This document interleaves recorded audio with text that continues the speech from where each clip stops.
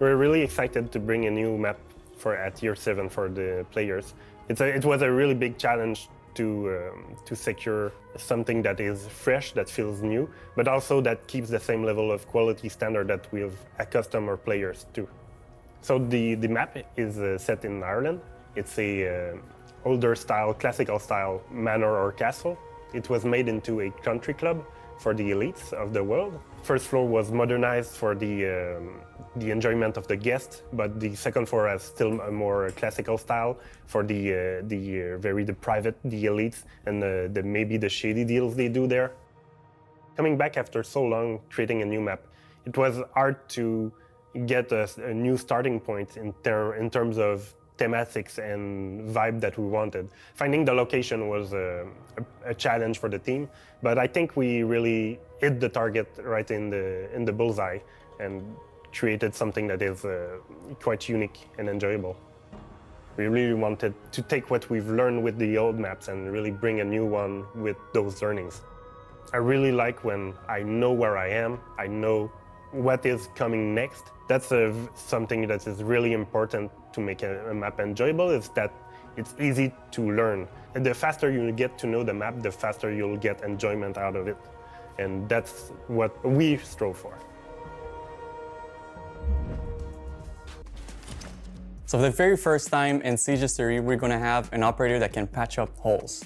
Azami brings the Kiba barriers, which are a kunai-shaped device that you can throw, and when it sticks, it will release a gas that will quickly solidify into a bulletproof surface. So the idea of having an operator that can patch up holes is something that comes up pretty much every time you ask someone to come up with an idea for an operator.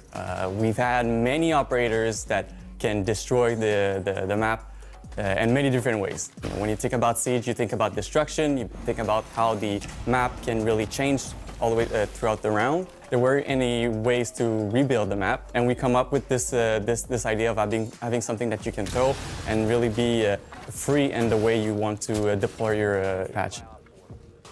The role of Azami is really an anchor. You know, she's an architect, so you want her close to the objective. You want her close to your anchor players so she can provide the necessary cover for them. You want her close to the walls that you're going to expect some form of breach. So you want her on site. That's where she's the strongest. So Azami is a total game changer. Literally. For the first time and ever, the defenders can actually protect themselves from vertical play, which is something that was never possible before. If you had a buck or a sledge right above you, making holes on the floor, you were kind of, you know, in panic, and you had to run away. You had to get out of there. There wasn't anything you could do, but now you can. Now you can throw a patch, you can throw a Kiba barrier there and actually provide you with some real cover vertically, which is something that it's completely new for Siege. You can patch a ace hole, Ibana hole, anything you can think of. You can also even patch up a hatch that's been open. The possibilities are really endless, and it's really something that would completely change the game. We're sure of that. So the loadout for Azami, in terms of primary, she's equipped with the 9x19 SVN, which is the SMG that most people would know as Kapkan's SMG. On other option, you can also bring the ACS-12, which is the sort of like auto shotgun that you can see on Maestro and Alibi. And secondary weapon, she brings the D50. In terms of generic gadget, she brings the impact grenades and barbed wires. She works really, really well with operators like bandits because she can provide covers that weren't existing before. She can create bulletproof surfaces that can really protect a bandit that's actively trying to bandit trick. Considering that you can use the gadget on pretty much any surfaces, you can also use it to block drone holes. If you have a few areas on different maps like Consulate, where a garage door, you know, it's the big door that's usually a bandit trying to bandit trick, and it's a very vulnerable place, and there's a drone hole right next to you that's begging to have a Twitch drone go through, a grenade go through, and really deal damage to your bandit. But with this gadget, you can actually block that hole. You can block the yellow stairs and provide your bandit with plenty of cover to actively bandit trick and be relatively safe, actually. In addition, she can also work really well with Mira. With her gadget, she can actually create half reinforced wall. It's not the same as like an actual reinforced wall, but you can place it on the soft wall, so you can really create some really exciting new ways of setting your defense.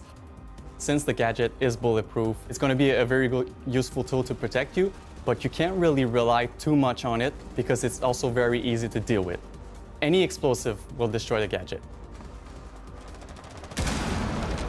It also can be destroyed by 3 melee hits if you don't have any explosives at your disposal.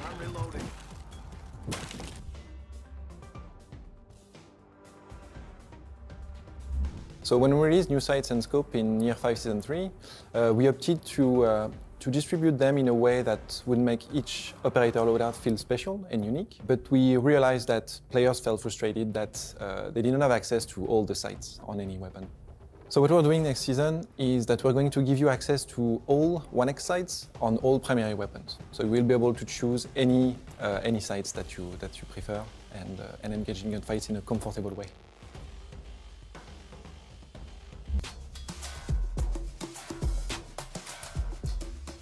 So we are super excited to finally let players play Attacker Epics. We've been talking about that for a while. And going through player feedback, we see that everything was working as expected for us. It was easy to use, the technical aspects were working as well. It's obviously a big meta change, but we'll monitor that during the live phase. We will be able to tweak anything if needed. I think it's very important to have it finally available to start the new year.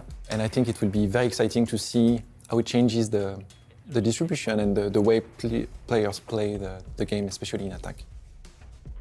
We were happy to release the Attacker Epic in the Lab TS because it's a very special environment. You don't have to test other features, and so that allowed us to have feedback like very focused on that feature. So that helped us a lot trying to know what was working and what wasn't working in the feature. So yeah, thank you to everyone that played on the lab test server. It made a huge difference for us, gave us the confidence to be able to release that feature. We're really thankful for that.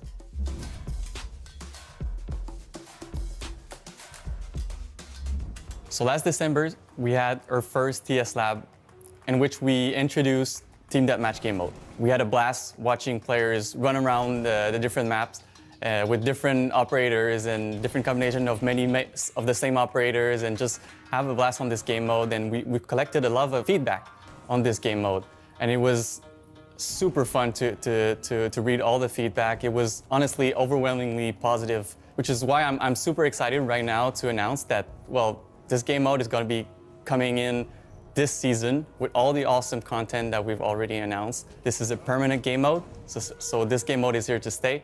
And we're super excited for you to jump in and get more people to experience this awesome game mode that we worked on. Currently, Goyo's explosive canister is attached to a deployable shield, which allows defenders to use the gadget more aggressively and hold the strong positions from behind the shield. The main issue we've spotted with the current system was that Goyo was picked mainly because of the shield. And the meta evolved in a way that he became an issue for competitive, because attackers needed a lot of explosive and utility just to deal with him. Additionally, he was designed to be an alternative for a smoke, but he wasn't used like that. The main change we are introducing in Goyo is removing the shield. So now the gadget will be only the explosive canister. This should encourage players to use it for what it was designed, time and area denial. We are also increasing the number of canisters because you will need to replace them, so it is less reactive than a smoke, and maybe not all of them will be impactful during the round. Finally, we are tweaking the canister's fire.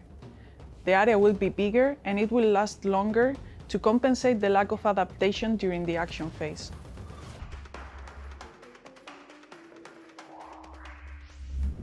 Yes, indeed, you heard it right. Match replay is coming to console finally.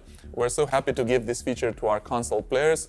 We've been waiting for a long time. I know they've been waiting also for a long time, so we're pretty excited and happy to offer this feature with the new season that is coming. So first of all, I just want to let you know that our console players have always been in our focus. We always wanted to give this feature to them. It's just that on console, we want to have a certain degree of quality.